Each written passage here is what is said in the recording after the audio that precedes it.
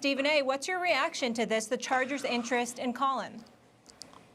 Well, first of all, see what I was saying? Just what I was saying about last segment about black coaches. You got a brother at the Chargers, and he's going to give a brother in Colin Kaepernick an opportunity. Preach. You see how that works? You see how it is? That's what the kind of stuff that I'm talking about here. Now, that doesn't guarantee Colin Kaepernick a job. There's still Cam Newton out there who I believe deserves a job in the National Football League, obviously. Tyrod Taylor is who you got as your quarterback. So certainly you're going to look at Colin Kaepernick. And definitely you want to look at him because Phillip Rivers has been there, fresh off of 20 interceptions, even though he threw for 4,600 yards. But the bottom line is he was slower than a snail with arthritis, and snails don't get arthritis, meaning the brother can't move. So you need somebody like Colin Kaepernick that can at least run with the football because you know that's going to be a dual threat. What you're seeing from Lamar Jackson, what you're capable of seeing from Deshaun Watson and others, this is a beautiful, beautiful thing. I'm happy about it. You obviously got Mike Williams and Keenan Allen there to throw the football to. Henry Hunter is your tight end, so that's a good deal as well.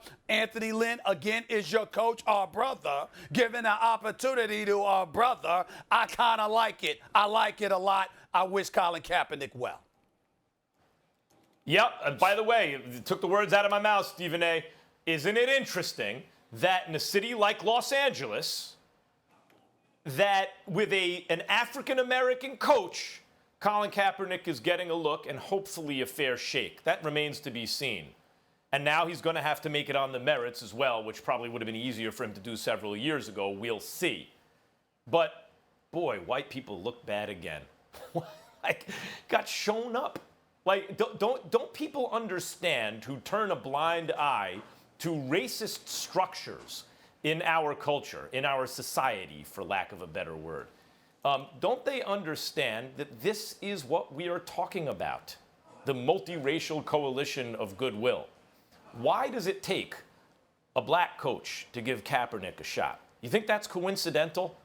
What are the odds that that's coincidental?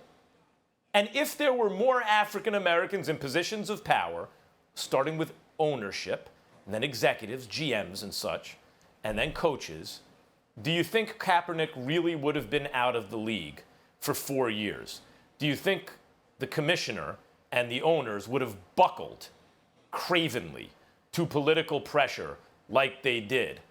Or was that not really buckling? Was that actually reflecting their will as well? And they did it with, if not glad hearts, at least knowing that they weren't doing anything they didn't want to do by drumming Kaepernick out of the league. It makes those who argue the point look bad.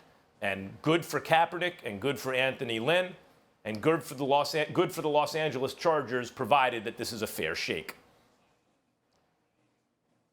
Yo, significant change to your point, Max. I'm excited about the fact that he gets a legitimate shot in the processes in which you should be able to work out, and if a team signs you or not. I think in this particular situation, either way it goes, the Chargers won't look bad because you legitimize the process of how you sign a football player. And that's what we're talking about.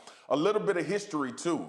Greg Roman was with San Francisco, with the 49ers at the time Colin Kaepernick was playing quarterback. Greg Roman obviously left, went to Baltimore, ended in Baltimore with Lamar Jackson. So we see a lot of what was implemented with Colin Kaepernick as far as how Lamar Jackson and that offense was ran as well. That is a connection between Anthony Lynn because both of those guys have worked together. I'm just trying to give football context to this. There's familiarity. That is something that has happened in this league. Coaches gravitate to players that they know and players that they know work in their system. Anthony Lynn has stated time and time again, we've lamented about the fact that the Chargers want an athletic quarterback. The second thing, the Chargers already have a full quarterback room. So Colin is going to have to come in and earn a spot on that roster. Tyrod Taylor, obviously, they drafted Justin Herbert, who they intend to be the future. And Anthony Lynn has spoke highly of Easton Stick, a quarterback that they drafted late in this draft as far as having the opportunity to play in this league. So I'm just excited about the legitimacy of what Colin Kaepernick has the opportunity to do because a team is willing to give him an opportunity to be a football player, and it's something that he's good at. But this is the exact example of what we're talking about beyond sports. This is why it's so important for athletes to raise their voice about what happens in their particular leagues and also in society. This is a process of something happening out of good because we're having these conversations in this country right now. Marcus Spears, Max Kellerman, let me say this because I definitely want both of y'all to chime in on a few things, and I need y'all to hear me out because I think this is incredibly, incredibly important to say. Understand that this is going to become a political issue. As I articulated on First Take years ago before he ever ran for president, I was on the phone with Donald Trump, who wanted to purchase the Buffalo Bills. It was at that time that he said, if they don't let me in, I'm going to run for the presidency of the United States of America. We all have seen how he could come at you if he disagrees with you, if he feels that he has been screwed over by you. And even though he has friends in the National Football League, he does not. There are a lot of those guys that he may not like. And I connect the dots and say that might be a reason why he has spoken out against the pass and how he successfully hijacked the whole Colin Kaepernick issue, turned it into something that it was not, made it about the flag and patriotism when that was not Colin Kaepernick's intent, and as a result, made the NFL very uncomfortable. Well, now we got an election coming up, and the NFL season is going to start a few months before that.